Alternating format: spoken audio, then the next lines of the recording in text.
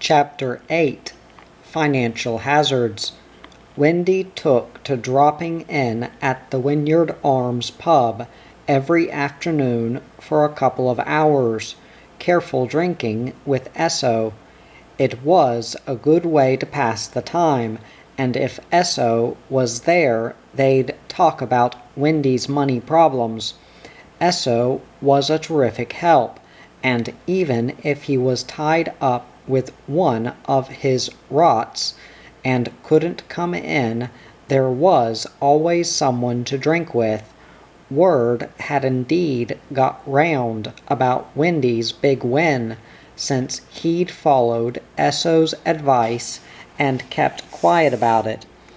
He found himself drinking in all sorts of strange company, and they all had advice about what he ought to do with his money, most of them in favor of him spending large chunks of it on booze and generally having a good time for himself. Wendy had never been a bloke to be critical of his companions, but some of the conversation was a bit wearing at times.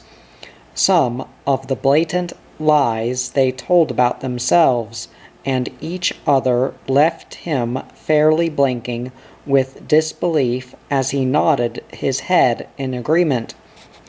Some of the more enterprising ones would ruefully mention enormously profitable chances of a lifetime that, even as they spoke, were slipping through their fingers because of an unforeseen temporary lack of a bit of ready cash.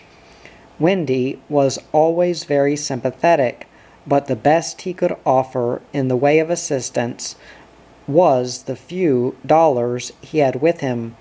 It was interesting to see how such apparently sophisticated businessmen were even more frightened of their bank managers than he was.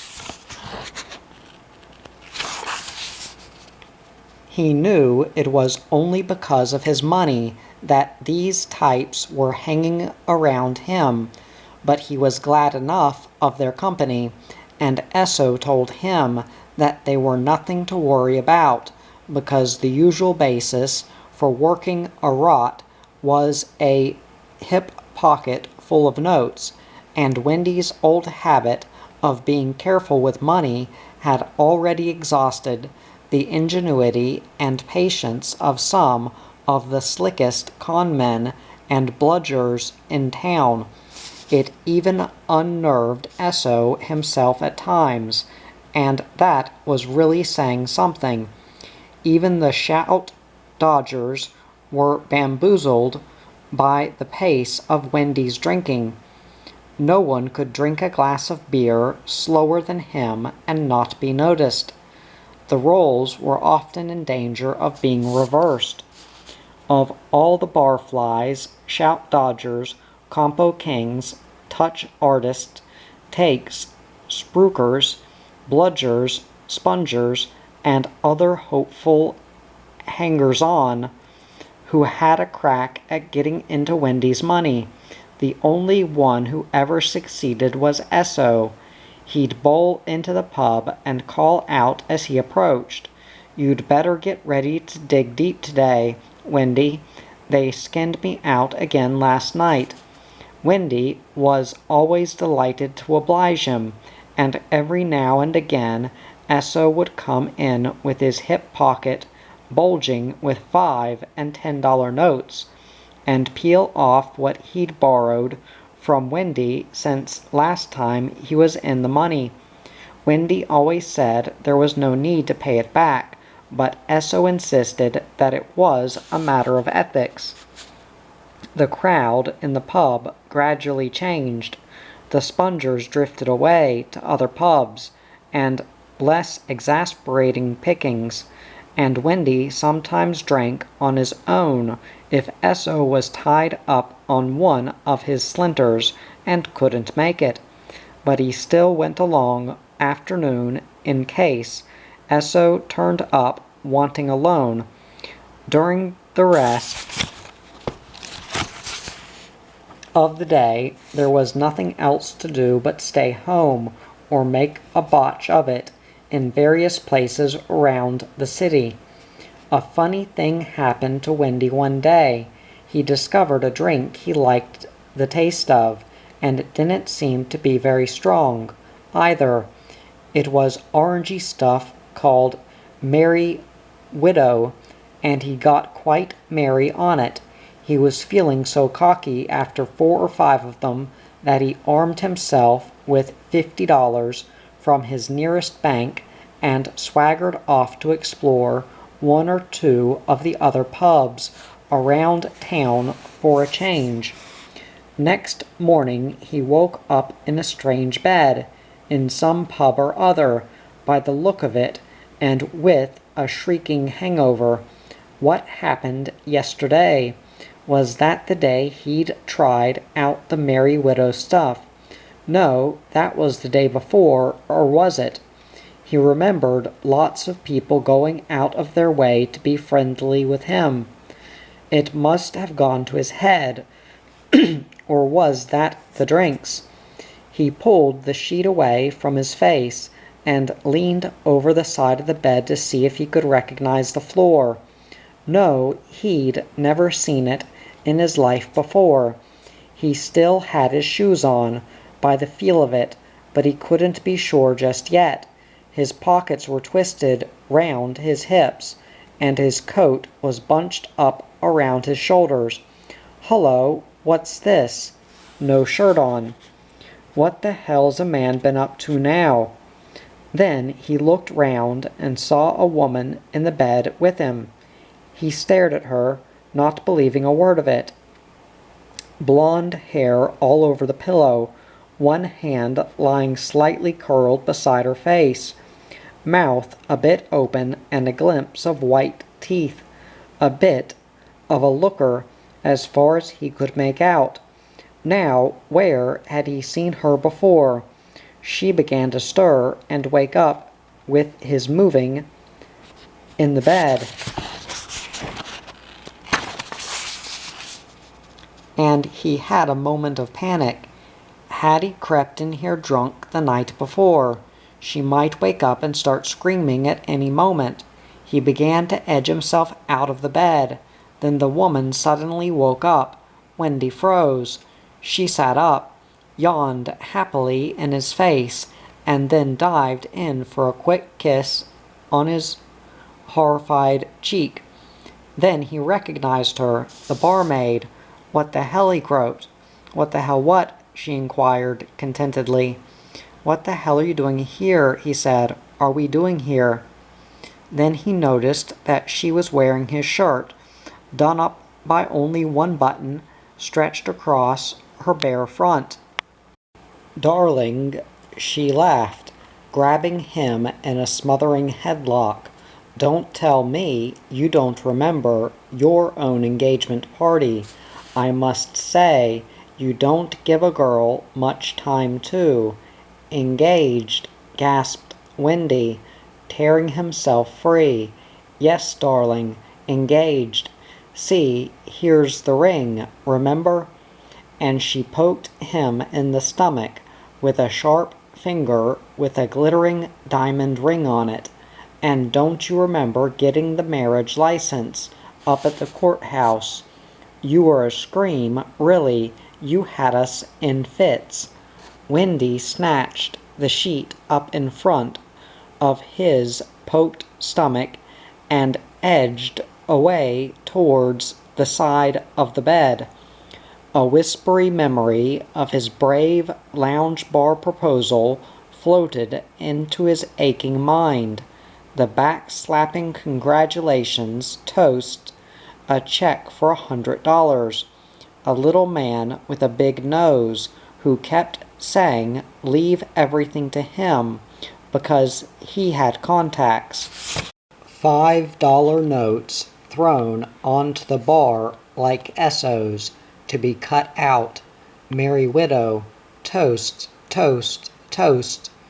Old friends he'd never seen before, one on either side to help, like guards, and trouble filling out a form or something. Toast, toast. Everyone grinning and laughing, everyone pushing to tell him how happy he was, until he was so happy he couldn't contain himself, and he turned round and punched one of his old friends he'd never seen before, fair in the kisser, and said, "Sorry, mate, wrong bloke. Thought you were someone else. More toast." Wendy Long had gone and got himself engaged, and here in the flesh was the future Miss Harold W. Long, with a ring and a license to prove it, reaching out to grab him again. He swung a panicky leg out of the bed and knocked over a nearly full bottle of Merry Widow that was standing on the carpet. He stood up with one trouser leg stuck halfway up to his knee, and his coat sliding slowly into place down his back. He backed a couple of nervous steps away from the bed and reached out to hold onto the back of a chair, but it was festooned with ladies' things, so he put his hands in his pockets, out of the way. "Come on, love," said his betrothed. "We don't have to get up for hours yet." Wendy shuffled speechlessly away until he felt the corner of the wardrobe at his back. "Oh, come on now," she flounced impatiently in the bed. "You're not going to go back on your word, are you? Because if you are—" "No, no," said Wendy desperately. "I just have to go out for a minute." "Oh, of course, darling. It's the door just past the top of the stairs. You'll see the sign on it. Hurry back, I'll miss you." The barman in the bar downstairs greeted him like an old crony, asked him how the head was, and mixed up a yellowish-looking drink that he said would put him right in no time.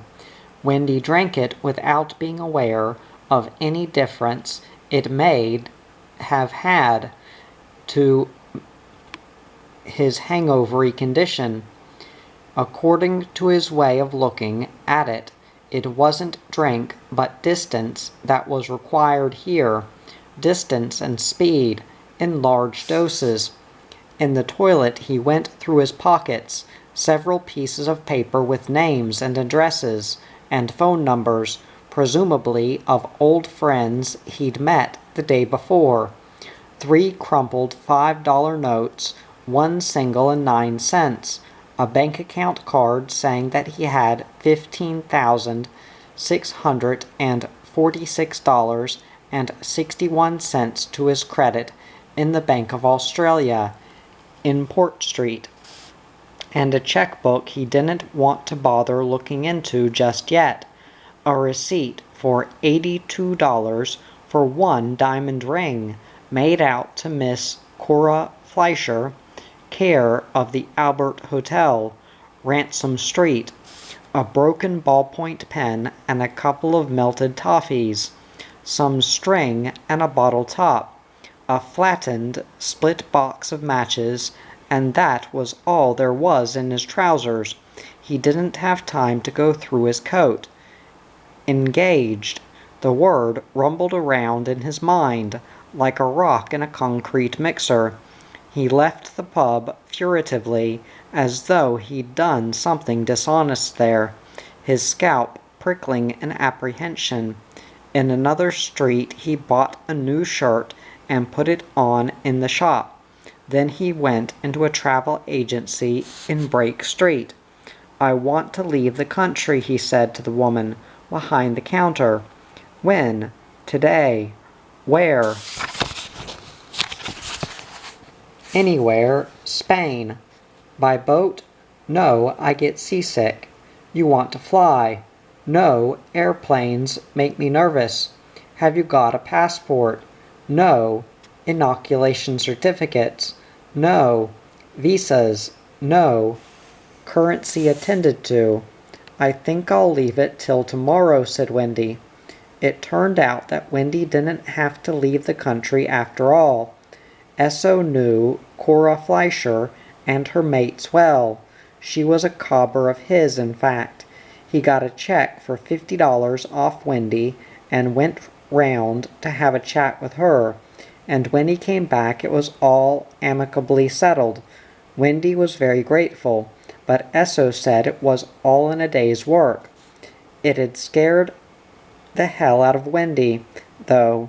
He made up his mind to be very careful what he drank in future, and he never went near Cora Fleischer's part of town again either. Another funny thing happened to Wendy one day. He absent-mindedly piled into Linton Street baths with his socks on. He woke up to it as soon as he was in the water. No one seemed to have noticed, so he hung onto the side of the baths and worked the socks off his feet, and then moved away along the edge of the baths. Suddenly, a voice, squatting above him, said, "Okay, sport, now go and get 'em out of there." It was the bloke who keeps an eye on things around the baths, and there were Wendy's socks, lying magnified as big as bodies on the bottom of the pool at the deep end. He'd never been much good at diving. He managed to get one of them, and he was beginning to worry that he might be going to drown or something, when a small boy dived down and retrieved the other one for him.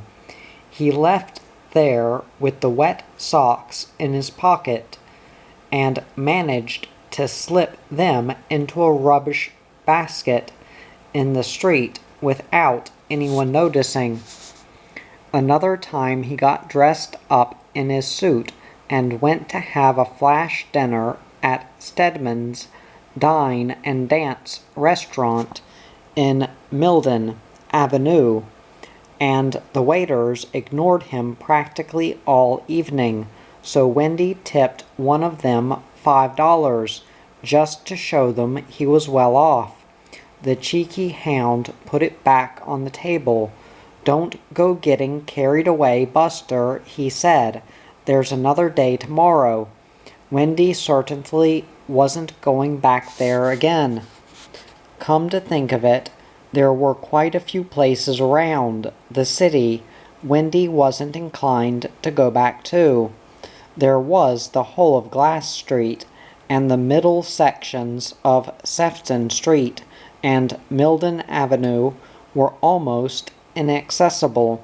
Maynard Avenue and Cutts Lane were cut off from the Sefton Street end. The Lipton Road end of St. Helens Drive and both ends of Port Street were safe only after business hours.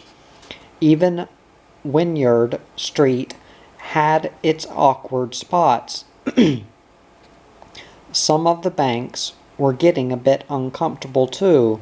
He had two accounts temporarily in the same bank because new banks were getting further afield and harder to find. Of course he could go to any of these places if he really wanted to, but he didn't really want to. You never knew what or who you might run into. It had got that way that a journey from one part of Clinton to another required careful planning and tortuous deviations. It was a bit of a nuisance. One day, when he was talking to Esso in the Wynyard Arms, Wendy suddenly started telling him all about it. The shops and banks he couldn't go back to because he'd been embarrassed there.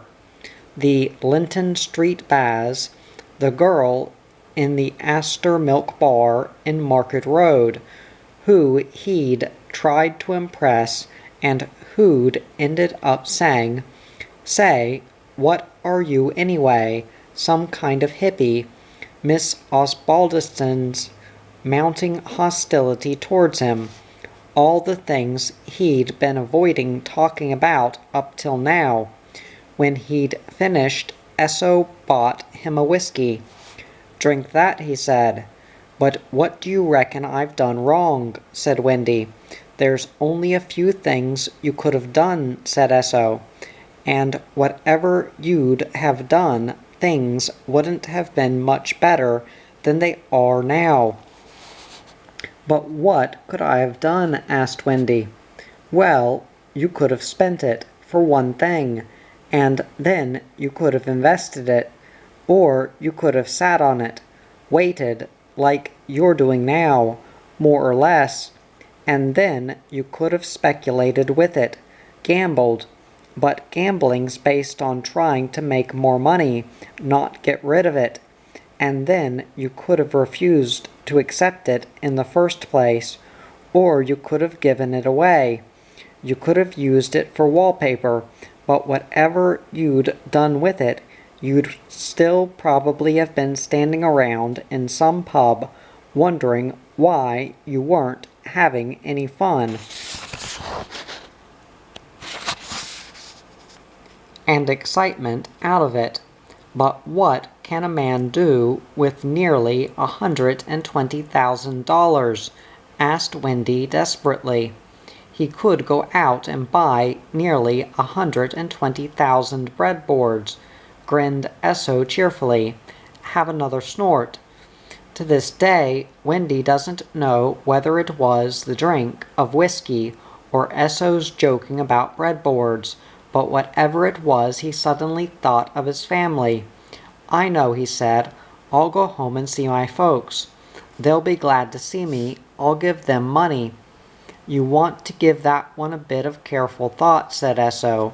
"You've got to be careful how you go about making handouts among your relatives. Even if they accepted it, they'd probably end up hating your guts for it, making them feel small and all that kind of thing." "Not my people," laughed Wendy. "We're real close, though I haven't seen them for a few years now, but they're always the same." "Do they know about your big win?" "I wrote them a letter when it first happened," said Wendy, "but I found the letter in one of my coat pockets just the other day. I'd forgotten to post it." "Well, you'd better post it now, hadn't you?" "I can't. I had to open it to see what I'd put, and it looked a bit silly, so I threw it away. It won't make any difference, though. I'll just turn up out of the blue and keep the money for a surprise. They'll be tickled pink." "Well, when you go," said Esso, "try not to big note yourself too much. It could get people's backs up." Wendy was a bit carried away with thoughts of his triumphal return to Longridge, a rich man and a philanthropist into the bargain. He couldn't wait. Clinton and all its embarrassments didn't matter so much anymore. "I might be able to get away tomorrow if I just nick along to one of the banks and get them to transfer some money to the post office at Longridge. Will you wait here, Esso? I won't be very long." "Sure," said Esso good-naturedly. A few minutes later, Wendy was in a bank making inquiries about getting the money transferred. "Have you considered using traveler's checks?" said the teller. Wendy had seen notices about traveler's checks at various banks and places from time to time, but he'd never taken much notice of them. "They're a bit complicated, aren't they?" he said doubtfully. "Not at all," said the teller. "You can cash them virtually anywhere, and they're absolutely foolproof. Even if you were to lose them, you see, they're quite valueless until you countersign them in front of the person cashing them." This was perfect. The only thing that had been putting Wendy off traveling before was the thought of having to carry or transfer money from place to place, where he might or might not want to stay. Those traveler's checks were the very thing. "Can you give me $120 worth?" "Yes, sir. Fives or tens, or a few of each." "Tens," said Wendy. "Might as well be in for the limit. They should be ready for you by about 2:30.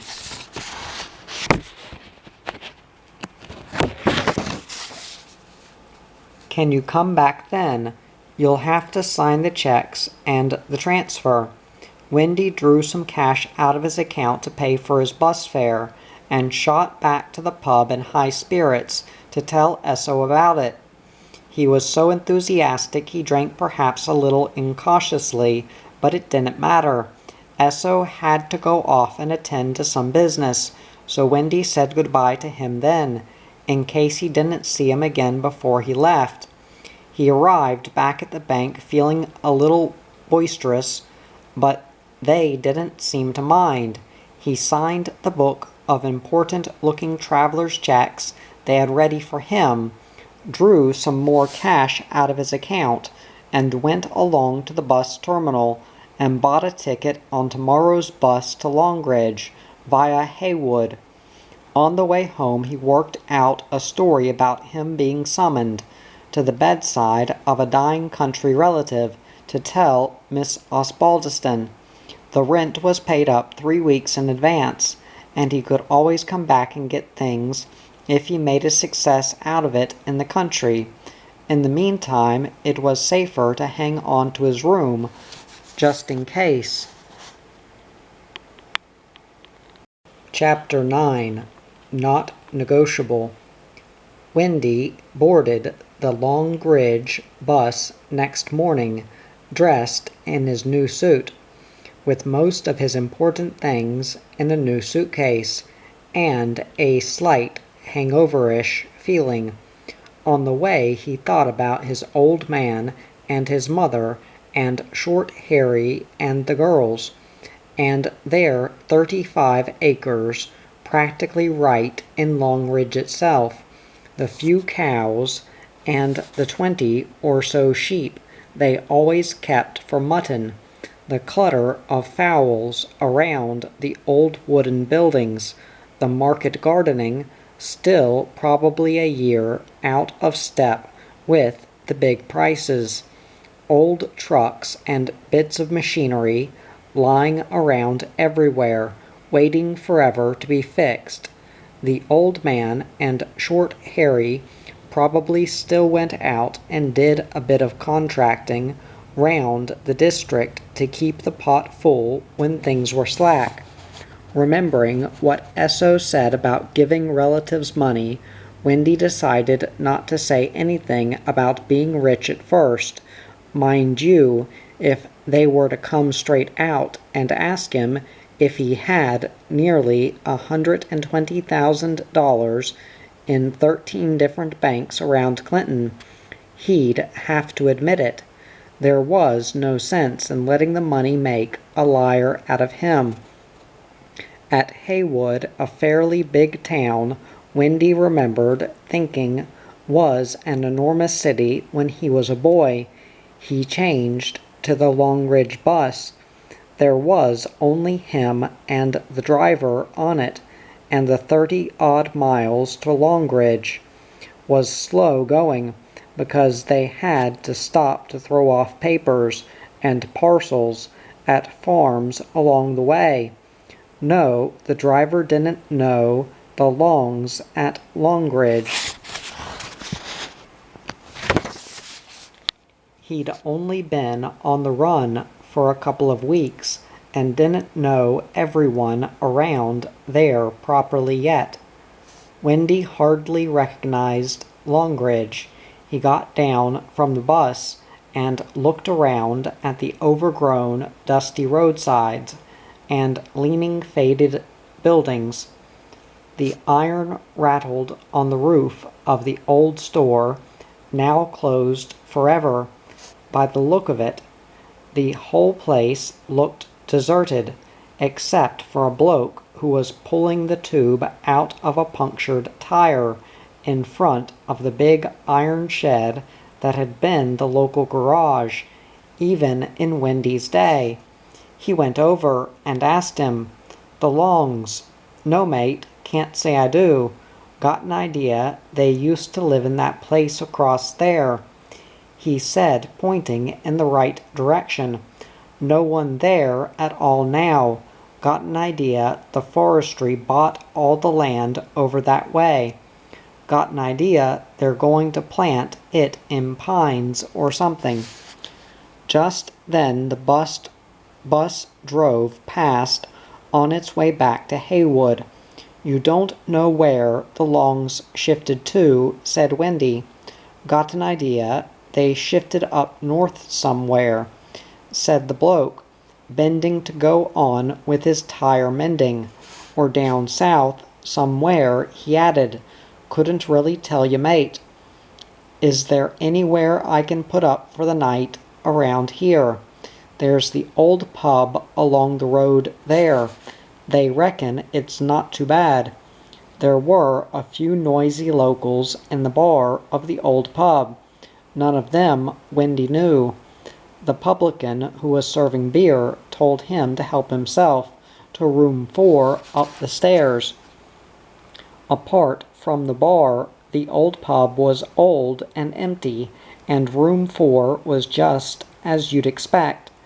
A bed, a locker, a light, a bathroom, 2 doors along, and a hell of a racket coming up from the bar directly below. Wendy lay on the bed and remembered that this was once the center, the focal point of Longridge. It was as though not only the Longs, but the whole of Longridge had moved away somewhere up north or somewhere down south. He had a bath and had mutton and spuds for dinner in the hotel kitchen with the publican. The old housemaid, whose name was Mac, and the handyman cook, who was a friendly-looking bloke, called Willie, who didn't speak to anyone. After dinner the publican said, "See you in the bar," but Wendy didn't feel like it. He went up to his room again, and lay on the bed wondering what to do. He was lonely. He wished Esso was here. He wished Fred Gates would cough at the door of room 4 and come in to put something that might come in handy sometime on the locker beside the bed, and say a stop ought to be put to something or other, and sit rolling smokes. He even wished that Miss Osbaldiston would detonate the facilities outside and come to announce that she didn't allow washing left in the tubs or something. The noise from the bar went on till well after midnight. Wendy woke up once to hear what sounded like an argument and a scuffle out on the road in the early hours of the morning. Next day was Sunday. They had mutton chops and fried potatoes from last night for breakfast.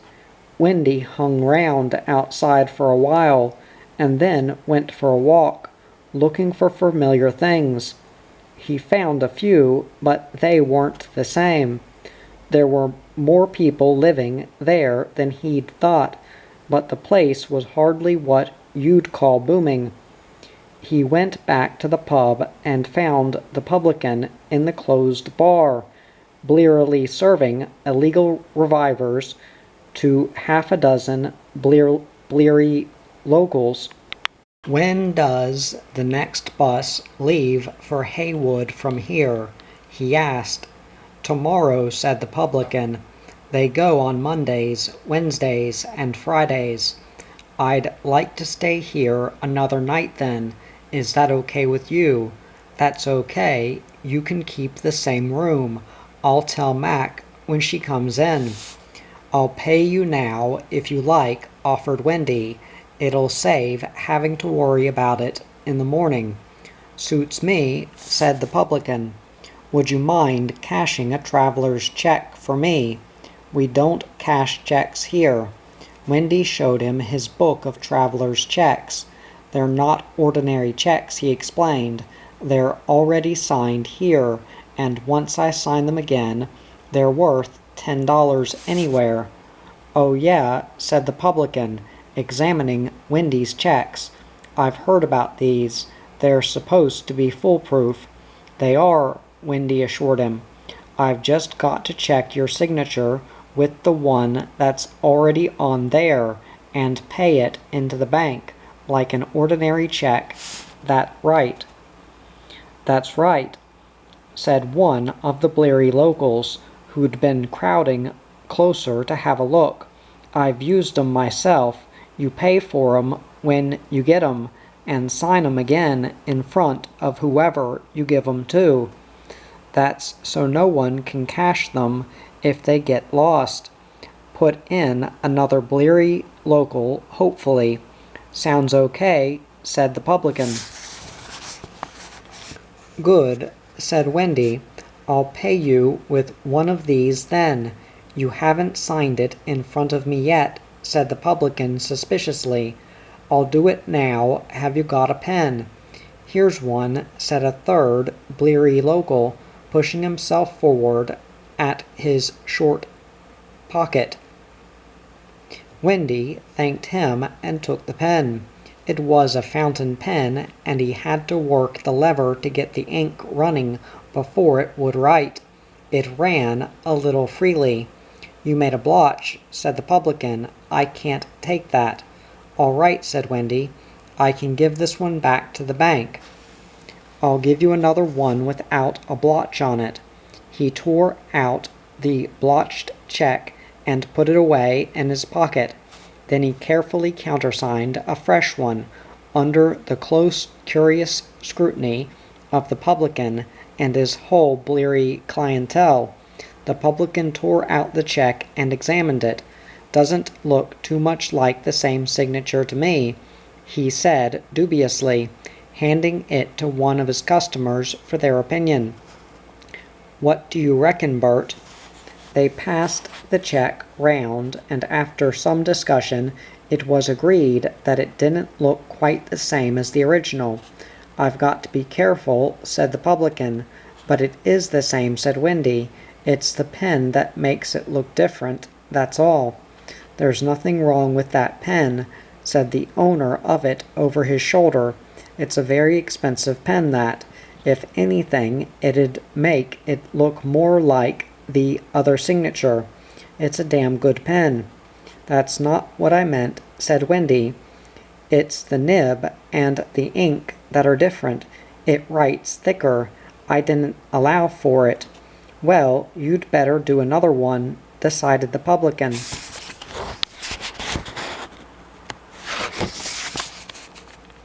You can take that one back to the bank and get your money on it too. All right, but have you got a ballpoint pen I can use? There's nothing wrong with that pen, insisted its owner. It was given to me for me birthday just last February. It's practically brand new. I know it's a good pen, said Wendy, but it's not the same kind of pen I signed these checks with before. You just signed one of them with it, said someone else. Do another one and see if it's the same. The same as what? Someone else wanted to know. The same as the other one, but that one's different. That's what I reckon, said the publican. All right, said Wendy. I'll do another one, but it still won't be quite the same. If it's not the same, then it's not your signature, said the publican stubbornly.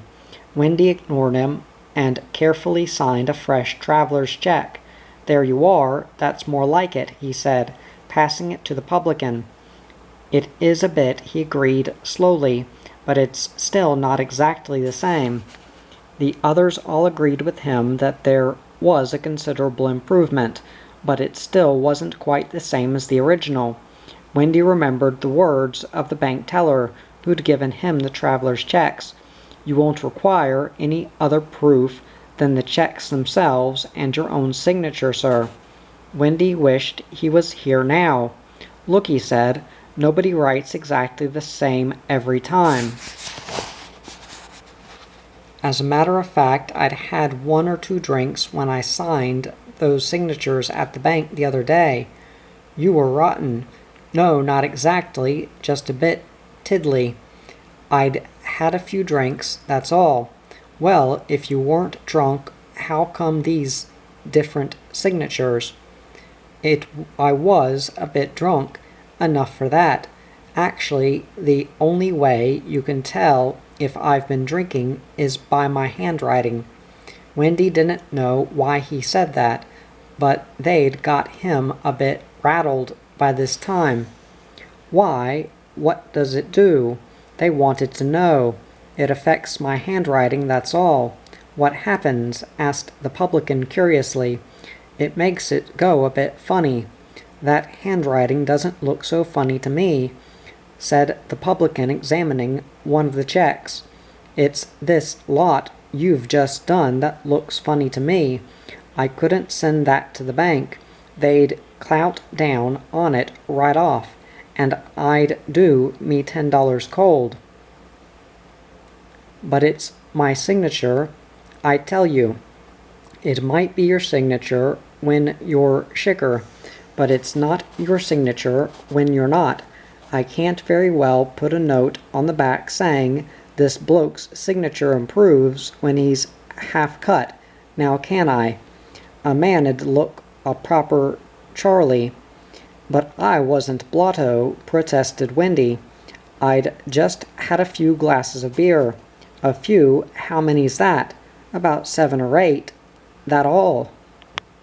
Well, I had a couple of nips of whiskey and 1 brandy, lime, and soda. That doesn't sound like enough to alter a man's handwriting. It doesn't take much, said Wendy. Well, why doesn't he drink 7 or 8 beers and a couple of whiskeys and a brandy, lime, and soda, and then sign one of his checks? Somebody suggested brightly. Wendy didn't take any notice of him, but the others did. Yeah, that's a good idea.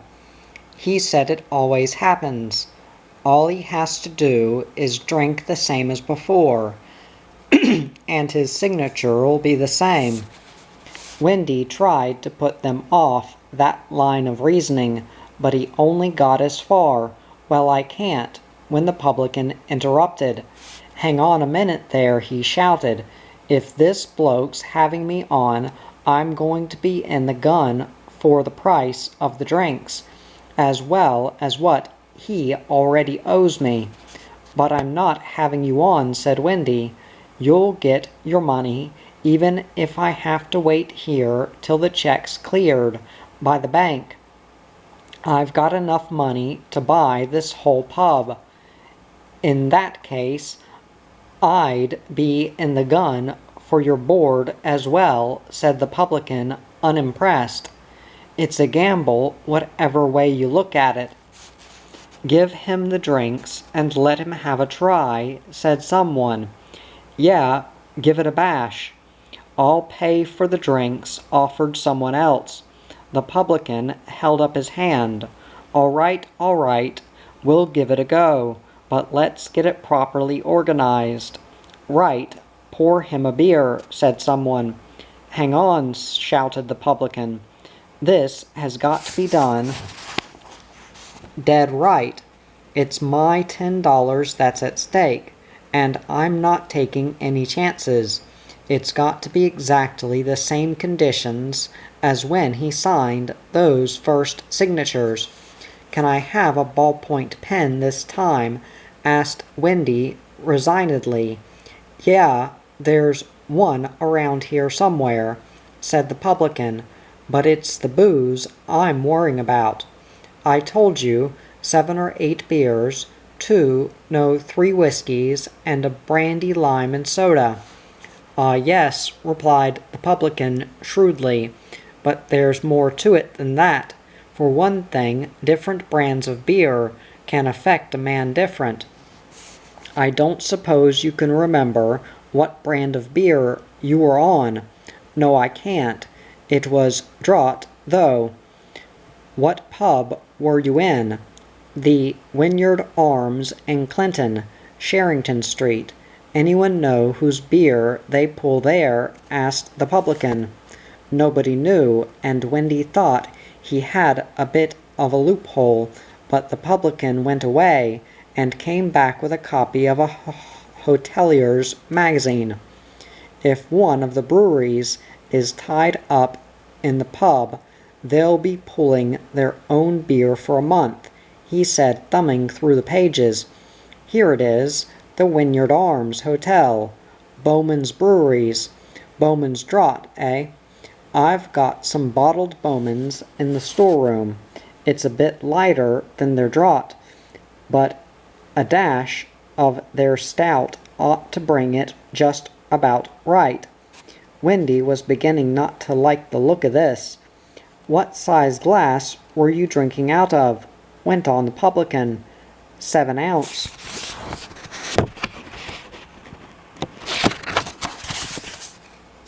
Right. Now, what order did you drink the drinks in? Wendy had to remember hard. 5 beers, a whiskey, then another whiskey, then 4 more beers, and then I had a brandy lime and soda to put me right. Okay, said the publican, we can start on that. He went away and came back with some bottles of Bowman's ale, and placed a 7-ounce glass in front of Wendy, and ceremoniously filled it with beer, adding a dash of stout. Wendy picked up the glass and was just about to drink, when the publican shouted, Hold it! How long did you take to drink the drinks? Wendy thought again. About an hour and a half. Right, give me that pen. That's, let's say, 10 drinks in an hour and a half. That's 1 drink every 9 minutes. It makes a big difference. You've got a watch, haven't you, Bert? You can be timekeeper. Bill can keep account of the drinks. Seeing as it's his pen, I'll get a ballpoint from the office. Right away you go. Watched in a hush by all the bleary locals, Wendy raised his glass, and was just about to drink when the publican shouted, Hold it! I've just thought of something. What had you had to eat before the drinks? 1 filled roll, said Wendy. When? About an hour before. Get 'em a mutton sandwich from the kitchen, ordered the publican, not too thick to allow for the time factor. There was a break in the hush while the sandwich was brought from the kitchen. If you've ever tried to eat a mutton sandwich with half a dozen people crowding, staring at you as though they'd never seen a man or a mutton sandwich before, you know what Wendy was up against. But he managed it. Then he gulped down the first drink. He had to wait 7 minutes before the first and the second drinks, but the rest of them didn't. Once the experiment was underway, they settled down to their own drinking, as though to catch up on lost time, trying out each other's handwriting on the back of Wendy's book of traveler's checks every few drinks to see if it was altering. But the timekeeper and the drink counter took their responsibilities very seriously, and every drink Wendy drank was duly ticked off, dead on time. He had to wait 4.5 minutes between the second and third drinks, 1 minute between the third and fourth, 40 seconds between the fourth and fifth. He finished the fifth in time for the sixth to be poured.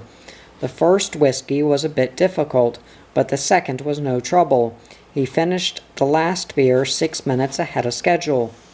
Tension mounted as the time to put Wendy to the test drew near. Wendy himself felt a little excited as he recognized the brand of brandy he'd had with the lime and soda just in time to keep on schedule, and he drank it with 1.5 minutes to spare. He couldn't remember being so much the center of attention since he'd won the money, And these people didn't even know he had it. What a joke. He decided to tell them about it as soon as he'd fixed up this crazy traveler's check stuff. He wasn't worried about it now.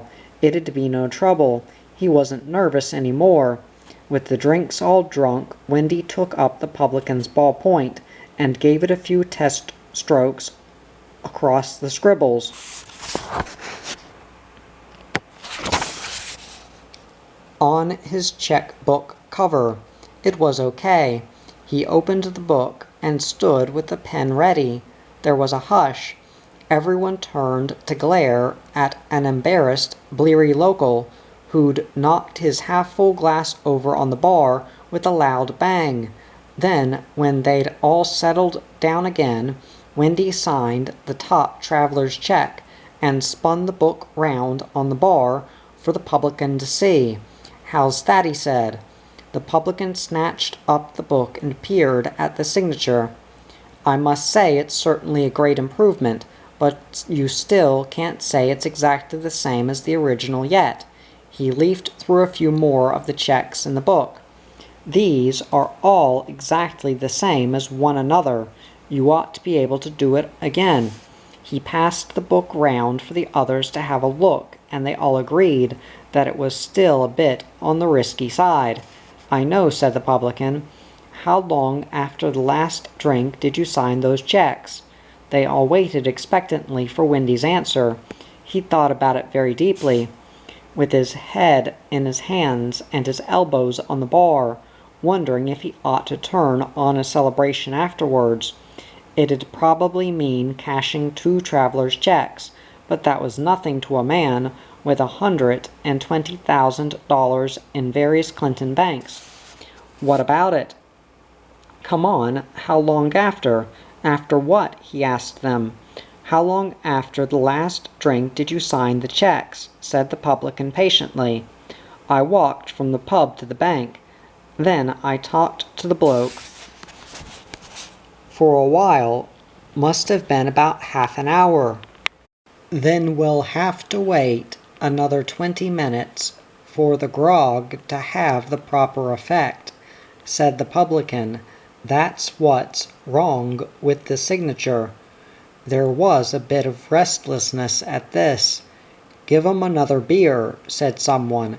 "That'll compensate for the difference in time." The publican didn't like the idea of altering the proper sequence of events, but he was outvoted. "We'll all have another drink," said someone. "Okay," said the publican, pouring Wendy another beer. "I don't suppose it'll be much different." With everyone watching, Wendy swept up the drink and demolished it in one smooth movement.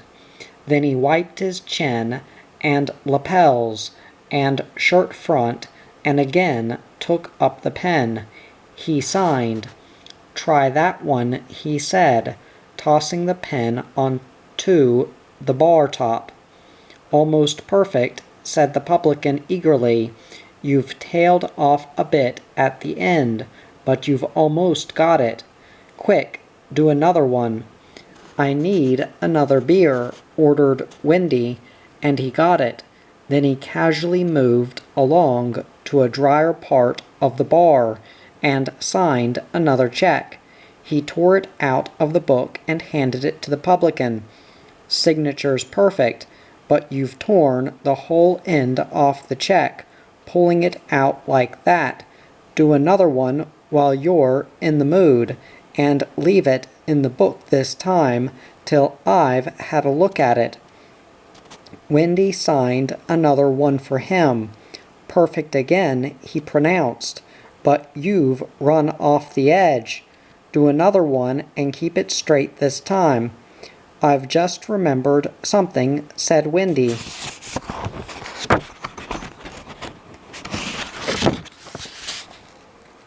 "What?"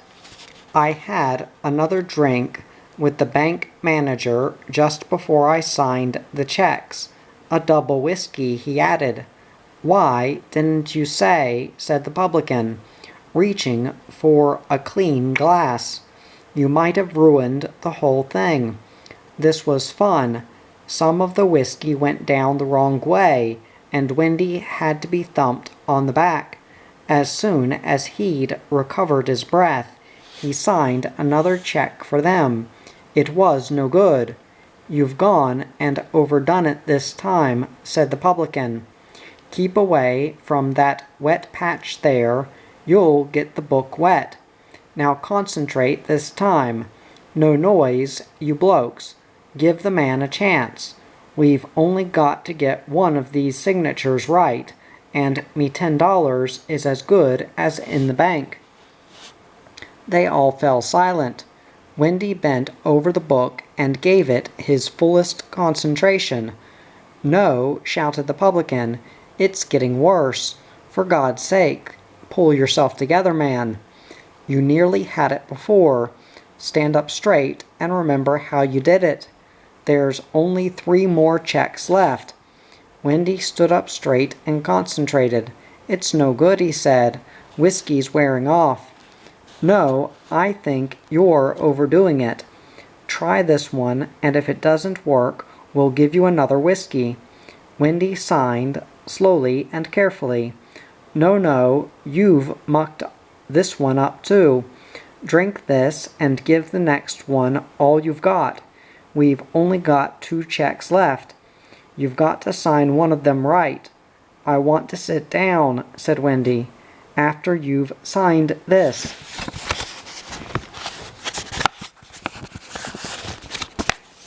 The publican shoved the book under Wendy's nose, and he wrote his signature on it. "Another whiskey," he ordered. "You're making me nervous."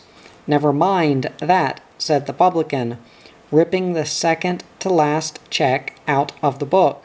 "Now listen to me, you bloody crook. You've got 1 more check left, and if you don't sign it properly, I'm going to get the cop over here to run you in for obtaining credit by fraud, false pretenses. And I've got all these witnesses to prove it," he added, waving dizzily around at all the blurry locals. "Now this is your last chance. You'd better make the most of it." He shoved the book at Wendy. This was getting serious. The idea of the police entering into it was almost enough to bring Wendy round with a jolt, but not quite enough. He picked up the pen and leaned over the book and began to sign the last traveler's check. With meticulous care and concentration, he felt his arm begin to slide across the top of the bar. Someone shouted in the distance, printed his bloody name this time. Then there was a vague bump as someone subsided to the floor and slept there in his new suit among the damp discarded leaves of his book of traveler's checks. The instant he woke up he knew that something terrible had happened, not counting the way he felt. It was pitch dark, the whole pub was silent, and he was lying fully dressed on top of his bed in room 4. He dragged off his clothes and climbed into the bed, without even turning the light on. The breakfast gong woke him up in the morning, but it didn't interest him in breakfast. He felt ghastly. He picked up his rumpled clothes and went along to the bathroom for a shower.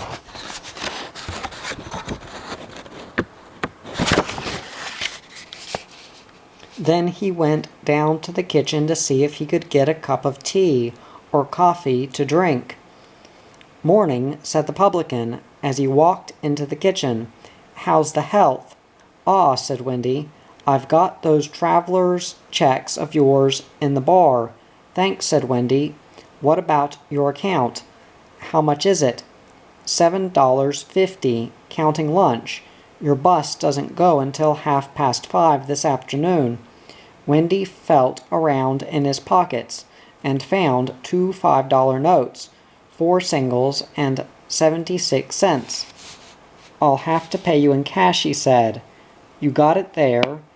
"Yes, here you are. Ta, you know you want to give those traveler's checks back to the bank you got 'em from and tell 'em to stick 'em.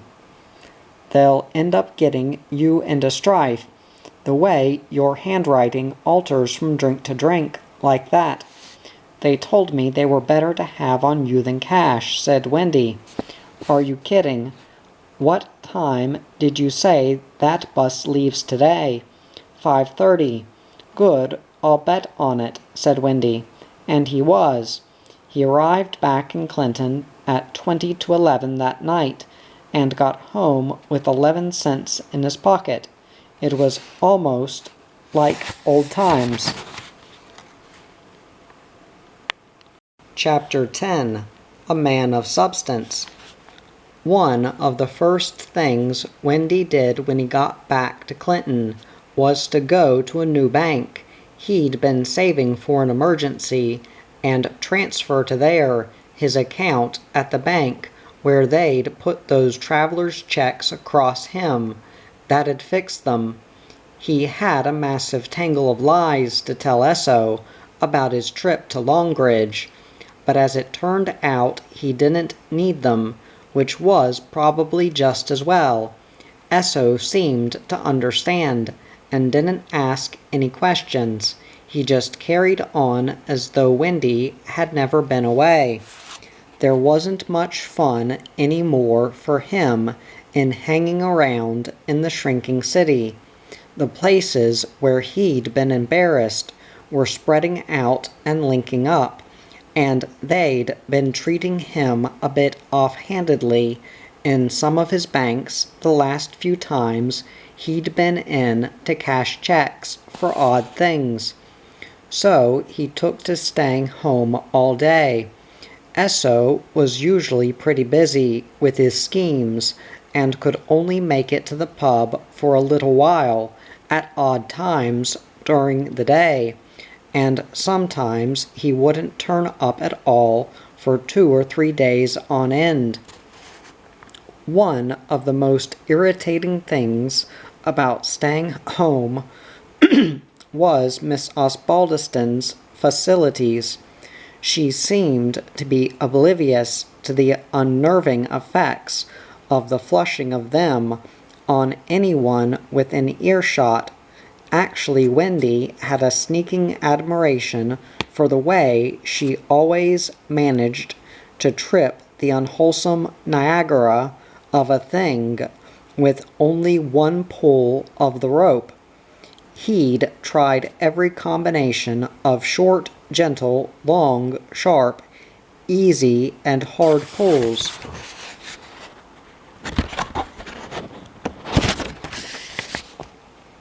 On that confounded piece of rope, and still he'd never succeeded in flushing it with any less than 8 or 9 furtive, noisy, urgent, and finally frantic pulls. And finally, just when he was thinking of giving up, there'd be a sudden, unnerving roar that burst and churned angrily in the bowl until he was sure that this time the plumbing had really gone haywire, and it was never going to stop. And then it would gradually subside, leaving a piercing hiss of water as the cistern filled up again. One day, when Fred Gates was away in town collecting his pension, and Miss Osbaldiston had just stalked off up the driveway with one of her big handbags that always reminded Wendy of secret compartments. He took the opportunity to use the facilities, and he was halfway back to his room to listen to the housewives' request session on his little radio when he suddenly realized he'd just fluked it with one pull. He dashed back and tried again, but he couldn't remember how he'd done it. He was standing on the seat with his arm in the cistern, roping for information on how the thing worked, when suddenly the door was opened behind him. He stood motionless for a few moments, expecting the worst. Then he turned round and saw it. Miss Osbaldiston stood there. "I don't allow standing in the facilities, Mr. Long," she said firmly. "This is a respectable house." "I was just looking for something," said Wendy truthfully. taking his arm out of the cistern. "I don't like all this standing on things," she said. "I don't like it at all. I don't want to have to mention it again, Mr. Long." Wendy was still standing on the seat, dripping water all over the place, so he stepped down and bent to wipe his arm on the leg of his trousers. "Well, I've finished in here now," he said. "It should work a bit better now." She stood aside as he scuttled out and shut himself in his room. Wendy didn't know then the vital part the facilities were to play in his life. As soon as she'd gone back into her rooms, he sneaked out and caught a bus into town to try and find Esso to tell him about it, but Esso wasn't around, and as he arrived home that afternoon, he rounded the corner at the bottom of the driveway, and there was Fred Gates, standing hunched at the revolving clothesline, blowing his nose on a clean tea towel. He saw Wendy there, swiped the tea towel once more past his nose, muttered that there ought to be a stop put to it, and shuffled off towards his room, coughing softly to himself.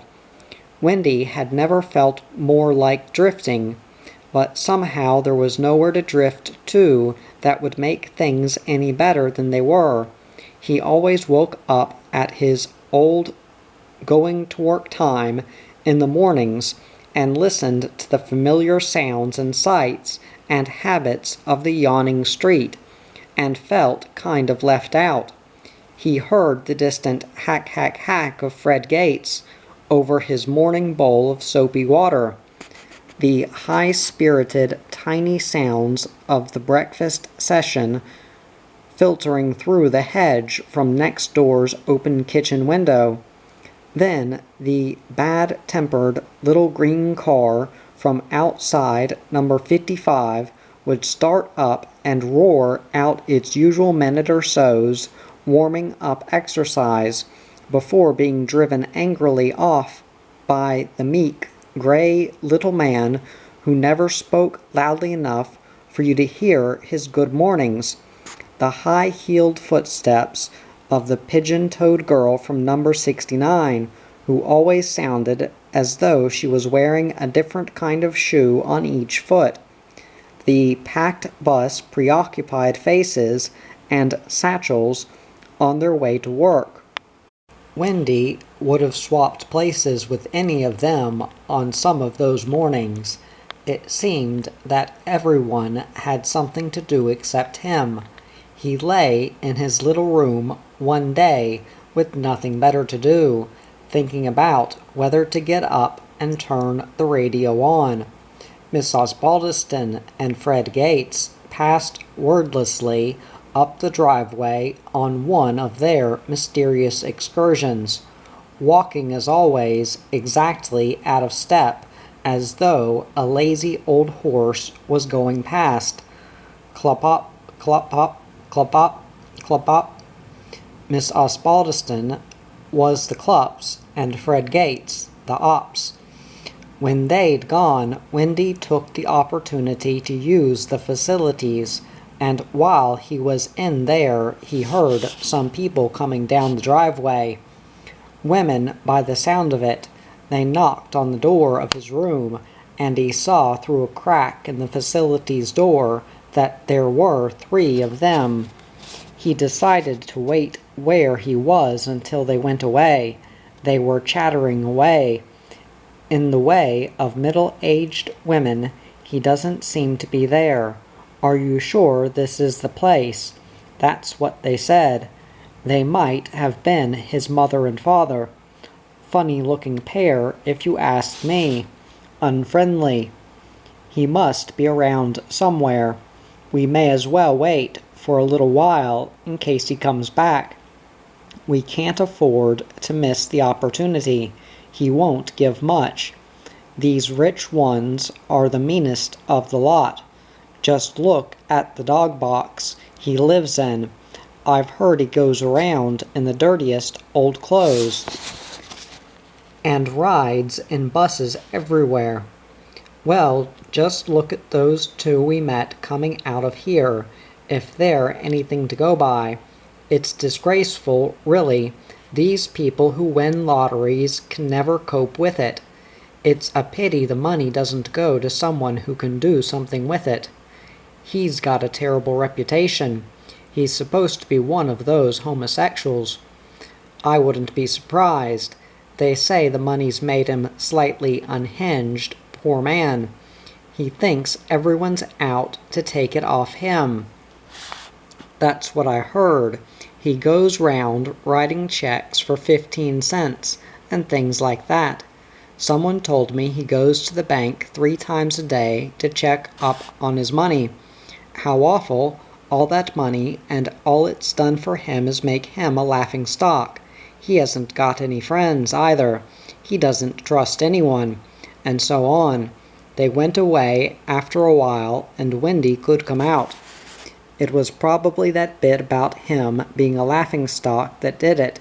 He put his suit on, filled his pockets with papers and checkbooks and letters, and caught the next bus into town. He'd made up his mind. What he had to do took all the rest of the day, and late into the night. Next day there were still a lot of legalities and loose ends to attend to, but by the time he met Esso in the Wynyard Arms late that afternoon, he had exactly $14.29 in his pocket, and $30.91 in the only bank account he'd left open. "How's it going?" said Esso. "It's gone." "What's gone?" "The money. I've spent the lot." "Hell," said Esso. "That must have taken a bit of doing. What did you spend it on?" "Breadboards," said Wendy, putting his empty glass beside Esso's on the bar. 120,000 of them. "Now you're cooking with gas," said Esso. "It wasn't easy," said Wendy, throwing a crumpled dollar note onto the bar to pay for the next round. "I'll bet it wasn't," said Esso. "You've been a busy lad. There are only 3 places that make them in the whole province. The company I bought 'em off has let subcontracts to the other 2 outfits. They are letting me have 1,700 by the end of the month, and the other 118,300 by the end of June. That's 13 weeks from now. I've got a 5-year lease paid up on half a warehouse to stash 'em away in." "Good work," said Esso. "You get 'em cheap." "Yeah, they usually let the wholesalers have 'em for $1.15, but seeing as I was taking so many, I got 'em for 90 cents. That left me enough to pay for the lease of the warehouse." "You got a bargain there, all right," agreed Esso. "What I want to know is how the hell you knew," said Wendy, pushing the change from his dollar note forward to pay for the next drinks. "Knew what?" asked Esso innocently. "How did you know that buying all those breadboards was the best thing I could have done? It was one of the first things you suggested when I told you about winning the money." "Tin openers would have been just as good," said Esso, motioning to the barman to fill their glasses. "What happened when you won the money was you lost your occupation, and that's the most important thing. A man can't do without being occupied. It'll ruin him quicker than anything I know. Now you've got an occupation, and assets to go with it. You're what they call a man of substance, eh?" "Too right," said Esso. "You're going to be pretty busy from now on, turning your breadboards into money to live on. I'd say you had a pretty strong monopoly on the breadboard trade. The price'll probably go up on them for a starter, and the orders will be coming in so fast you won't be able to keep up with them." Esso was right, of course. None of the stores could get breadboards anymore. The retail price went up by several cents. Wendy's a busy man these days, keeping up with all the orders. Warner's department store is one of his biggest customers, a steady gross of breadboards every month. He's even been approached by a firm of exporters who are interested in exporting 5,000 of them to Canada and another 2,000 to Sweden. If it keeps up, he's going to have to start thinking about ordering another 50,000 or so. He still runs into the odd spot of bother every now and again, but in a way he's more content than when he had $120,000 in several different banks around Clinton, and not a thing in the world to worry about. But if Fred Gates ever comes wheezing along with an old breadboard he's found somewhere and puts it on the edge of Wendy's table with the observation that it might come in handy sometime, it's hard to say what'll happen.